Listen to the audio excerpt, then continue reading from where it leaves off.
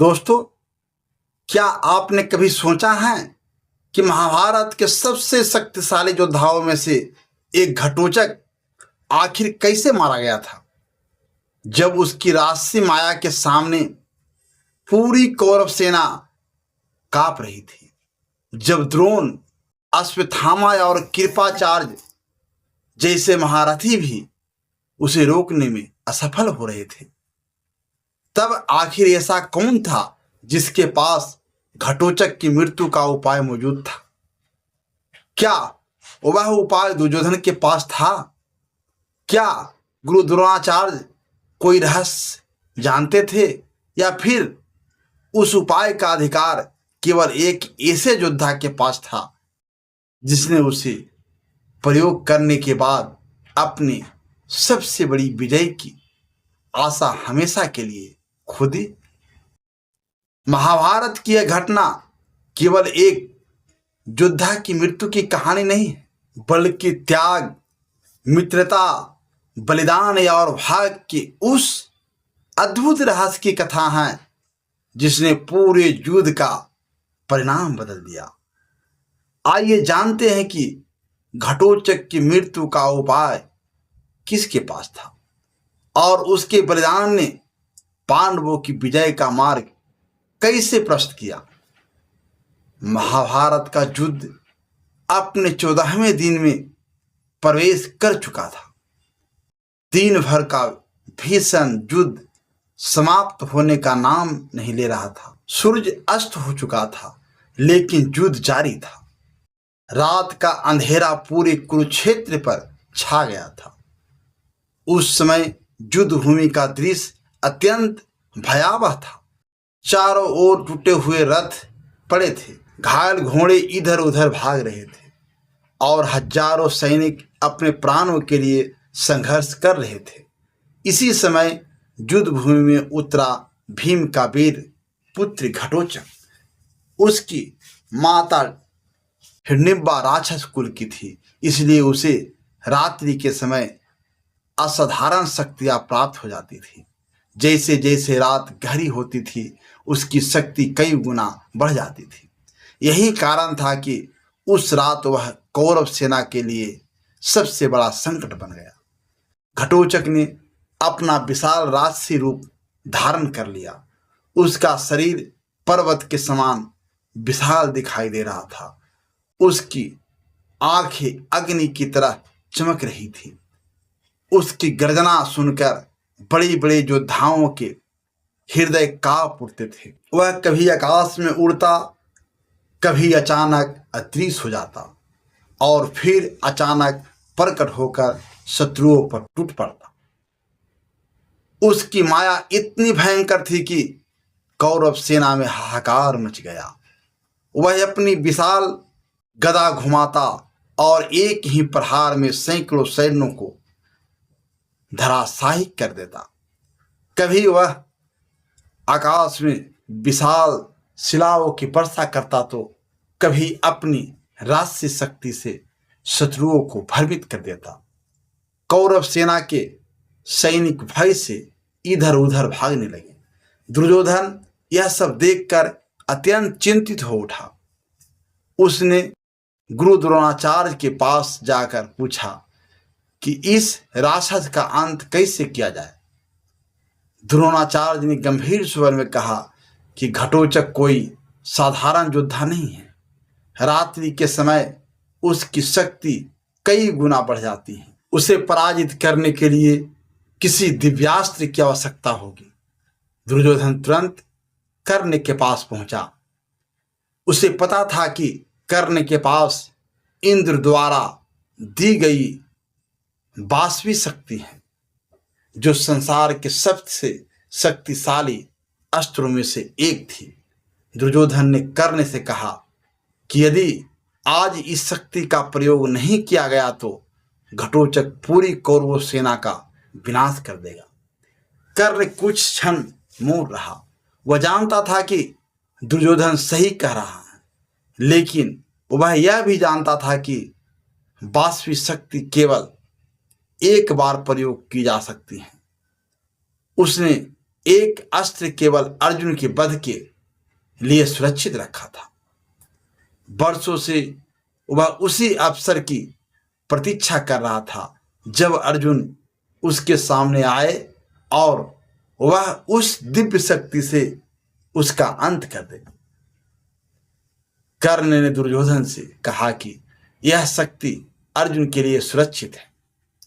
यदि आज इसका प्रयोग घटोत्कच पर कर दिया गया तो फिर अर्जुन को मारने का अवसर कभी नहीं मिलेगा।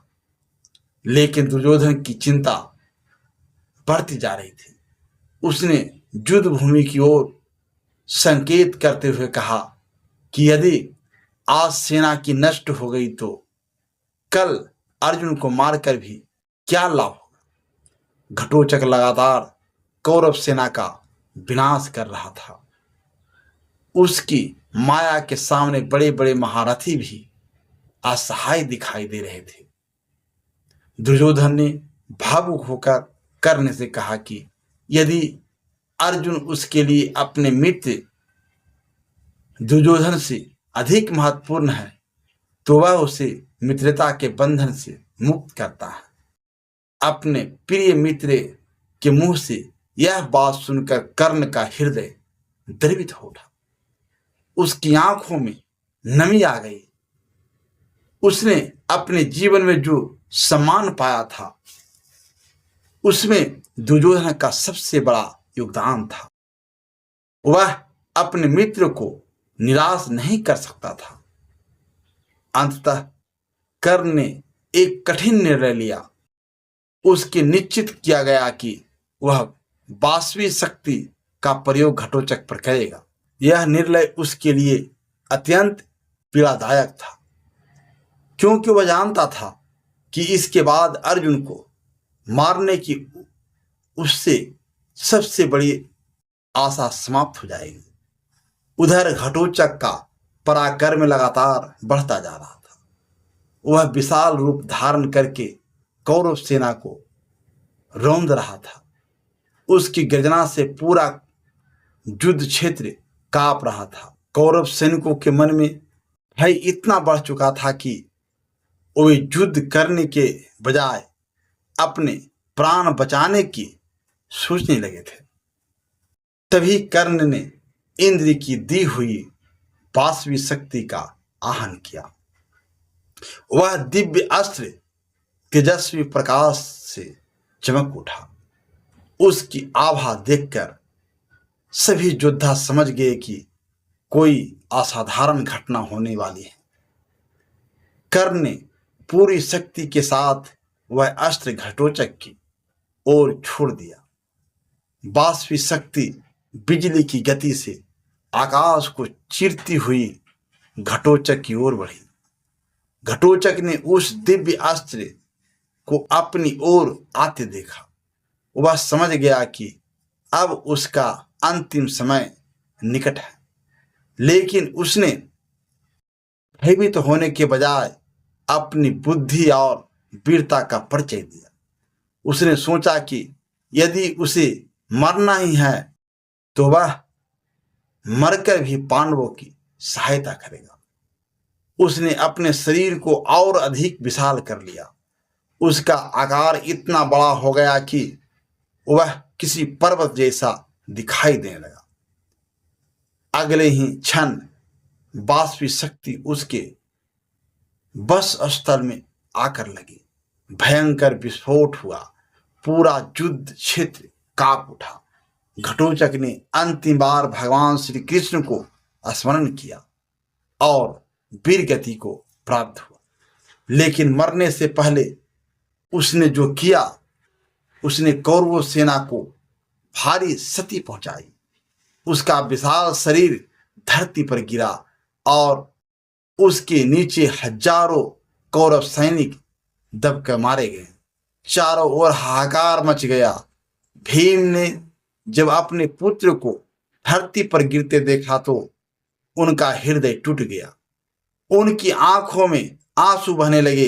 एक पिता के लिए अपने पुत्र की मृत्यु का दुख असहनीय होता है। पांडव सेना भी शोक में डूब गई। सभी को लग रहा था कि उन्होंने एक महान योद्धा को खो दिया है। लेकिन उसी समय एक आश्चर्यजनक घटना हुई। भगवान श्री कृष्ण मुस्कुरा रहे थे। भीम यह देखकर हैरान रह गए। उन्होंने श्री कृष्ण से पूछा कि जब उनका पुत्र वीर गति को प्राप्त हो गया है तब वे प्रसन्न क्यों हैं? श्री कृष्ण ने शांत स्वर में कहा कि आज केवल एक योद्धा की मृत्यु नहीं हुई है, बल्कि आज पांडवों की सबसे बड़ी चिंता समाप्त हो गई है। भीम कुछ समझ नहीं पाए। तब श्री कृष्ण ने उन्हें समझाया कि युद्ध आरंभ होने के पहले दिन से ही उन्हें कर्ण की वास्तविक शक्ति की चिंता थी। वह अस्त्र इतना शक्तिशाली था कि संसार का कोई भी कवच उसे नहीं रोक सकता था। यदि वह शस्त्र अर्जुन पर चलाया जाता तो अर्जुन का बचना असंभव था। श्री कृष्ण ने कहा कि घटोत्कच ने अपने प्राण देकर अर्जुन का जीवन बचा लिया है। उसने केवल बलिदान नहीं दिया, बल्कि धर्म की रक्षा के लिए स्वयं को समर्पित कर दिया। उन्होंने आगे कहा कि आने वाले युगों में लोग घटोत्कच के इस त्याग को याद करेंगे। उसने मरकर भी पांडवों की सहायता की और कर्ण की सबसे बड़ी शक्ति को निष्प्रभावी कर दिया। भीम की आंखों में अब भी आंसू थे, लेकिन उन आंसुओं में गर्व भी था। उन्हें अपने पुत्र की वीरता पर गर्व था। घटोत्कच ने अपने जीवन का सर्वोच्च उद्देश्य पूरा किया था। अब कृष्ण के पास अर्जुन को मारने के लिए वह दिव्य अस्त्र नहीं बचा था। उसकी सबसे बड़ी शक्ति समाप्त हो चुकी थी। यही कारण था कि श्री कृष्ण प्रसन्न थे। महाभारत की यह घटना केवल युद्ध का एक प्रसंग नहीं है। यह त्याग, कर्तव्य, मित्रता और धर्म की रक्षा की महान कथा है। एक और कर्ण था जिसने मित्रता निभाने के लिए अपनी सबसे बड़ी शक्ति का त्याग कर दिया, और दूसरी ओर घटोत्कच था जिसने धर्म की रक्षा के लिए अपने प्राण का बलिदान दे दिया। यही महाभारत की महानता है। यहाँ हर पात्र हमें कोई न कोई शिक्षा देता है। घटोत्कच हमें सिखाता है कि सच्चा बलिदान कभी व्यर्थ नहीं जाता। जो व्यक्ति दूसरों के कल्याण के लिए अपना सर्वस्व समर्पित कर देता है, उसका नाम जुगों जुगों तक अमर रहता है। आज भी जब महाभारत के महान योद्धाओं का स्मरण किया जाता है तो घटोत्कच का नाम सम्मान के साथ ले आता है। उसने मरकर भी इतिहास बदल दिया। उसने अपने प्राण देकर अर्जुन को बचाया और पांडवों की विजय का मार्ग प्रशस्त किया। यही कारण है कि उसका बलिदान महाभारत के सबसे महान बलिदानों में गिना जाता है।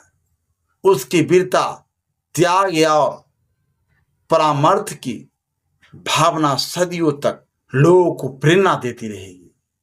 जय श्री कृष्ण।